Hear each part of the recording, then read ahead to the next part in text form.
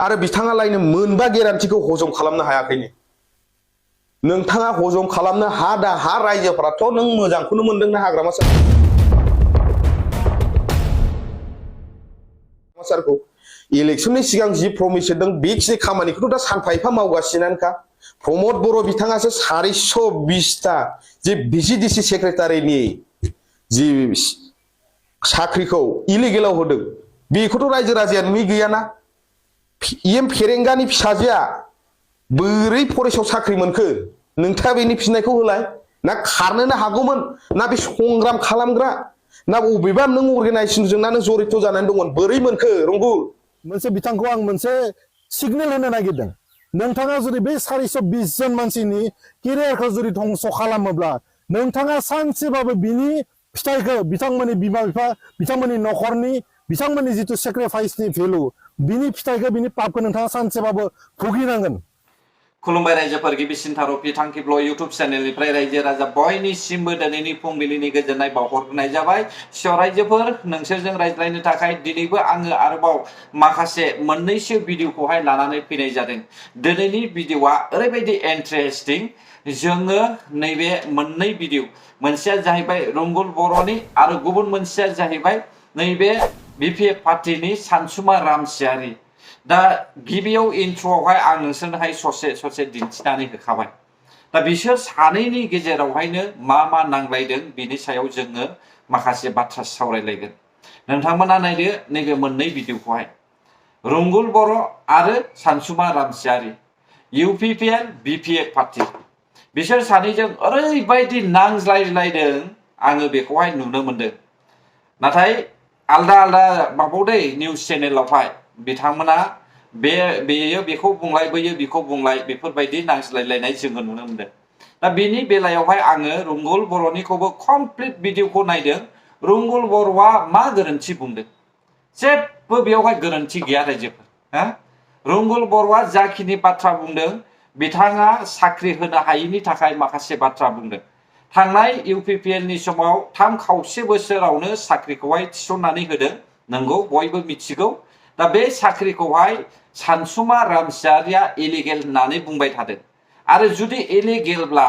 दासिमबो मानो इलिगेल साख्रि लाग्राफोरखौहाय एरख'नो हायाखै मानो दाबो केन्सेल खालामनो हायाखै आं बेखौसो सानसुमा रामसियारिनावहाय कुइसन खालामो रायजोफोर दा बिथांमोना बुंबाय थादों नायगासिनो दङ नायबिजिरगासिनो दङ कास्टम मोनाबो बेखौनो बुङो आरो प्रहलाद ब्रह्मआबो बेखौनो बुङो रिन्जय बर'आबो बेखौनो बुङो सोरबा बिक्रम दैमारियाबो बेखौनो बुङो दा थिग बेबायदिनो सानसुमा रामसियारियाबो नायगासिनो दङ मोनगोन होगोन बेल' आरोखि दासिम बिपिएफ पार्टिनि रायजो सासन खालामनाया 6 दानानो जाबाय नाथाय दासिमबो रावबो साख्रि मोनथ'वाखै आरो सानसुमा रामसियारिनि खुगानि रावनिफ्रायबो जोङो खोनानो मोनदों दे रनजित बसुमतारी सारनि फिसाजोनि सायावहाय नोजोर होनाय बेबो सासे बर'सोब्रा नंगौना नङा बर'जों बर' साख्रि मोनलायनायखौ एरख'लायनांगौनिबो गोनांथि गैया इलिगेल मोनदोंब्लाबो बेखौ एरख'लायनो नाङा बर'जों बर' आरो फारसेथिं आङो बुङो जुदि रनजित बसुमतारी सारनि फिसाजोआ इलिगेलि साख्रिखौ मोनमारदोंबा लामारदोंब्ला अब्ला मानोथो नोंसोरलाय गुदियावहाय बेखौहाय केन्सेल खालामहैनो हायाखै मानोथो बुंबायल' थादों ससियेल मिडियाआवलाय हा 6 मासनिफ्रायनो खोनासंबोगासिनो दङ आङो सिगांनिफ्रायनो खोनासंबोगासिनो दङ रनजित बसुमतारी सारनि फिसाजोआ इलिगेल साख्रि लादों होननानै जागायजेननायनिफ्रायनो रिजाल्ट ओंखारजेननायनिफ्रायनो रायजोफोर नाथाय दासिमबो बिपिएफ पार्टिया जेबो खामानि मावनो हायाखै मात्र निउसाव दामदोंल'सो हा बेसेबां सैथो बाथ्राया बुंनोथ' हाया ओरैनो साज्रांज्रां नोसो बुंगासिनो दङ नाथाय आंनि साननाय मथेब्ला इउपिपिएल पार्टिया बांसिन इमप्लयफोरखौनो लिगेलि साख्रि सोसननानै गालांदों बेनिखायनो बिपिएफ पार्टिया एरख'नो हायाखै गोब्राब जानानै फैदों सोलोंथाइ बिफाननि मन्थ्रि रबिराम नार्जारी साराबो थगायबायसो थादों रायजो राजाफोरखौहाय नाथाय रायजो राजा नोंथांमोना एसे नोजोर हो बिपिएफ पार्टिया रायजो राजाखौ बेसेबां थगायनो हायो दा जोङो बयबो मिथिगौ आरोबाव सानसुमा रामसियारिया बुंदों जे सरन बर'नि खोथा फैदों सरन बर'खौहाय UPPL नि लाइमोन गांखंनि रुंगुल बर'आ बुंदों 6 दाननि केबिनेट मन्त्रि नंगौखौनो बुंदों दा बिथाङा बेथ' गोरोन्थि नङा ना अब्ला सानसुमा रामसियारिया माखौ खर' साखो रुंगुल बर'नि बुंनायावहाय सानसुमा रामसियारिया माखौ खर' साखो 6 दाननिनोथ' केबिनेट मन्त्रि सरन बर'आ आरो बिनि जायगायावहाय बिनि समस्थियावहाय मा होनो जाख्ल'नायनि बाथ्रा बुंदों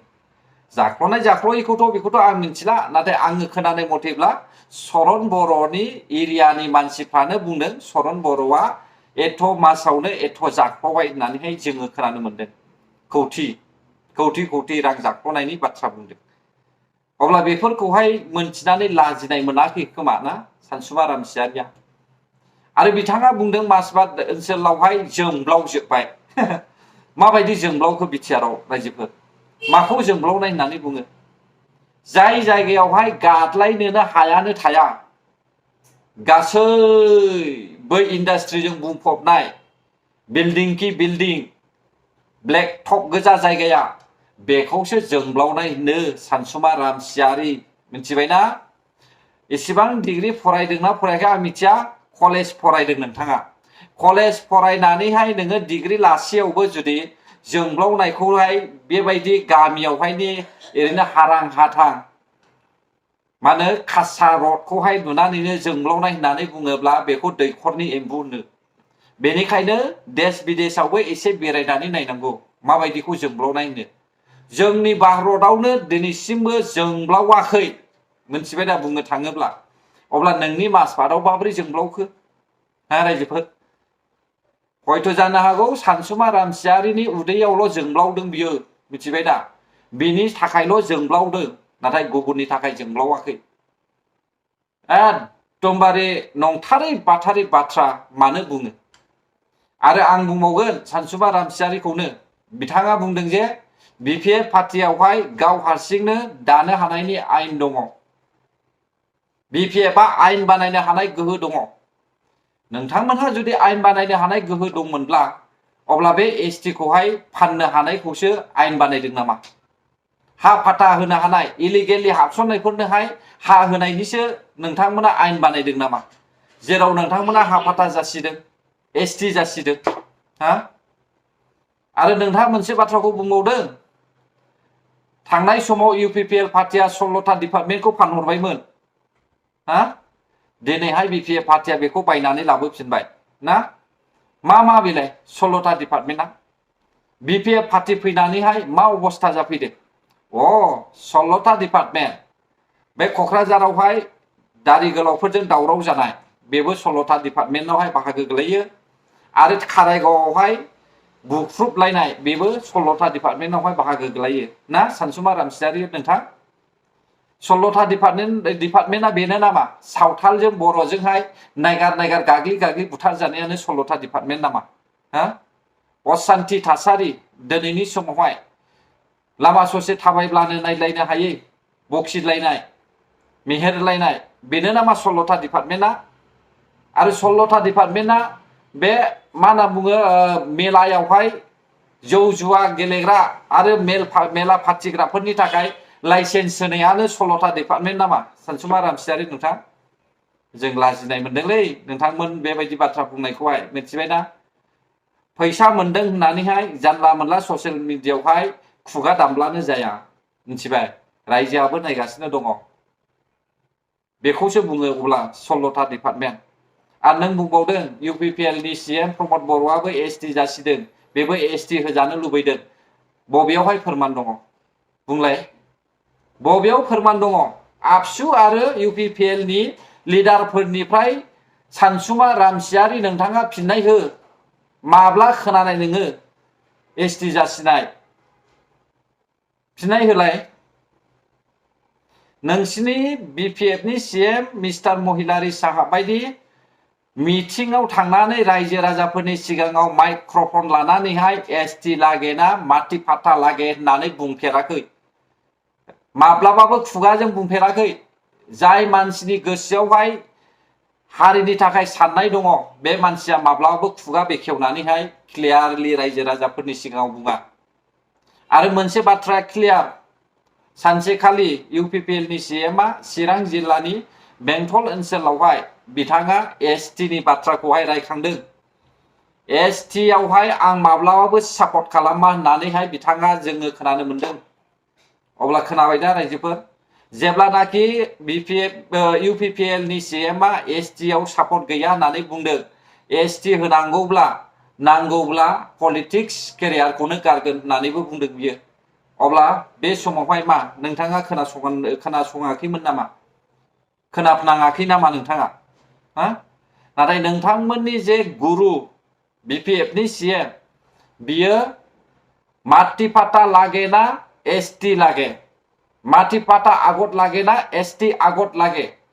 हानि मोनथायखौहाय सिगां नांगौ ना एसटी खौहाय सिगां नांगौ बेबायदि माब्रै जासिनो हाखो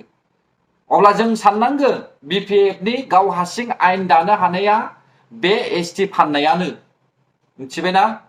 बर' हारिखौ धंस खालामनो नागिरग्रा नोंसोरबायदि मानसियानो मिथिबायना दा बांद्राय बुङोब्लाबो नोंसोर बायदिया गाज्रि मोनगोन कन्ट्रल खालामनो हाया बुंनाय बाथ्राफोरखौबो मिथिबायना बीपीएफ पार्टीनि माखासे सापर्टार्सफ्रा जाय बाथ्राया नंगौ बेखौहाय हजम खालामनो हाया बेनिखायनो रागा जोंलाबायो बीपीएफ नि सीएमआबो माब्लाबानि समावहाय रागा जोङो मिथिबाय बेनिखायनो गोदाव सोराव बाथ्रा बुङो बियो अब्ला रायजोफोर बेसेखिनियानोमोन गोजोन्थों जायफ्रा आंनि भिडिअखौ जोबजासे नायबाय